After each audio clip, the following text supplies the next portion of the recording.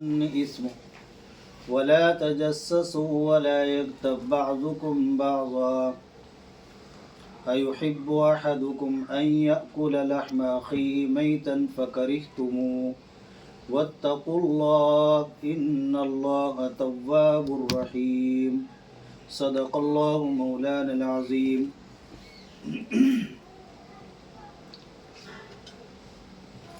میری ماں اور بہنوں، ہمیں اللہ کا شکر ادا کرنا چاہیے کہ اللہ تعالیٰ نے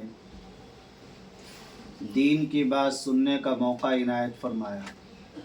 اللہ کا لاکھ لاکھ شکر ہے.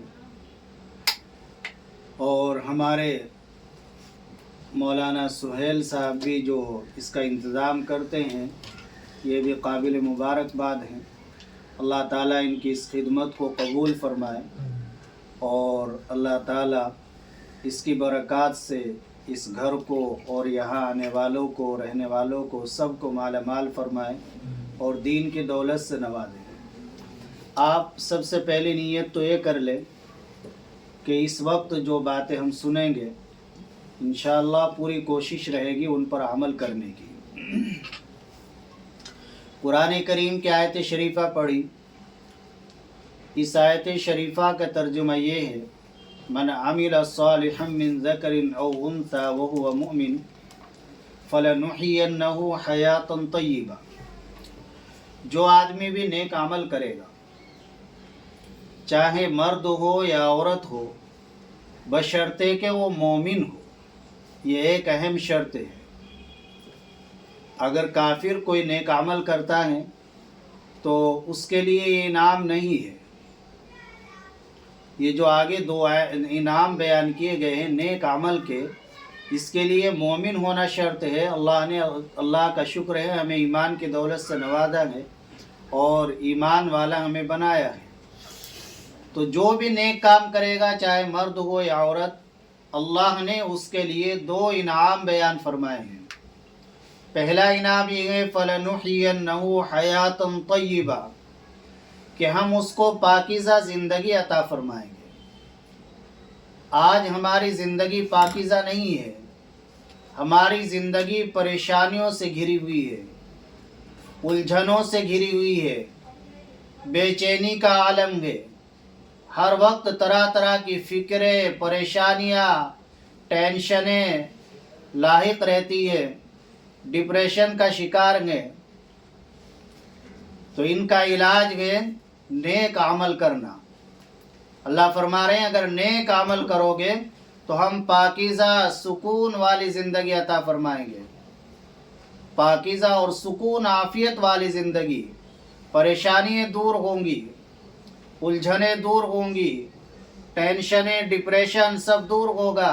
انشاءاللہ سکون کی، عافیت کی زندگی نصیب ہوگی نیک عمل کرنے سے. جب انسان نیک عمل کرتا ہے تو اللہ کی خاص مدد اس کے ساتھ شامل ہوتی ہے. نیک عمل بہت سارے ہیں. مثال کے طور پر ایک نیک عمل اللہ کا ذکر ہی ہے، جو سب سے آسان عمل ہے، ایسر العبادات ہے. اور ہے تو ایسر عبادات میں آسان ہے، لیکن اجر کے اعتبار سے سب سے بڑھا ہوا ہے. ایسر العبادات واعظم اجرن، اجر کے اعتبار سے بڑا ہوا ہے اللہ کا ذکر. ہماری خواتین چونکہ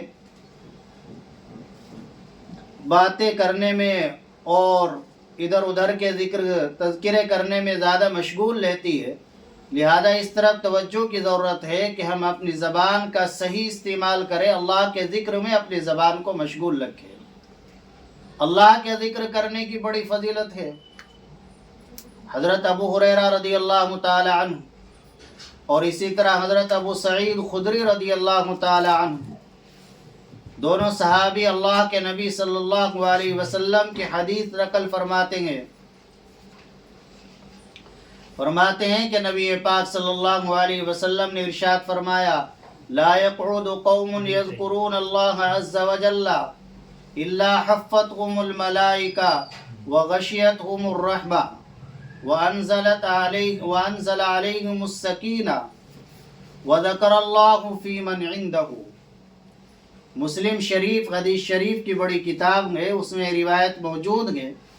अल्लाह के नबी सल्लल्लाहु अलैहि वसल्लम ने इरशाद फरमाया कि जो आदमी अल्लाह का ज़िक्र करता है, कुछ लोग अल्लाह का ज़िक्र करने के लिए बैठते हैं तो उसके 4 फ़ायदे अल्लाह के नबी सल्लल्लाहु अलैहि वसल्लम ने बयान फरमाए। हमारा कुछ वक्त मखसूस ऐसा होना चाहिए कि जिसमें हम बैठकर अल्लाह का ज़िक्र करें तन्हाई में, और इसी तरह चलते फिरते भी अल्लाह का ज़िक्र रखें। और ये अल्लाह का ज़िक्र करना हमारा दिखलावे के लिए ना हो कि हर वक्त हाथ में तस्बीह है ताकि दूसरे लोगों में और दूसरे औरतों में हमारा चर्चा हो कि बड़ी नेक औरत है, बड़ी पारसा और परहेजगार औरत है, इसलिए नहीं, बल्कि हम अल्लाह का ज़िक्र करें और जो भी काम करें वो खालिस अल्लाह के लिए करें, छोटा हो या बड़ा, दुनिया का हो आखिरत का। हमारी नीयत तो सिर्फ़ और सिर्फ अल्लाह को राज़ी करना हो। हज़रत इमाम शाफी रहमतुल्लाह अलैह फरमाते हैं कि तुम्हारे पास कुछ नेकियां ऐसी भी होनी चाहिए कि जो सिर्फ, जिनका इल्म सिर्फ तुम्हें और अल्लाह को हो, किसी और को ना हो। ऐसा मामला भी हमारा होना चाहिए और ऐसी ज़िंदगी बनानी चाहिए, ऐसी आदत बनानी चाहिए कि नेक काम हम, मसलन नमाज पढ़ रहे हैं वो तो सबको दिख रहा है, लेकिन कुछ नेक काम ऐसे भी होने चाहिए कि जिनका इल्म अपने और अल्लाह के अलावा किसी और को ना हो, हत्ता कि आपके शोहर को भी ना हो, आपके माँ बाप को भी ना हो, किसी को उसका इल्म ना हो। ऐसा मामला हम अल्लाह से अपना बना कर रखें, अल्लाह से अपना ताल्लुक़ ऐसा कायम करके रखें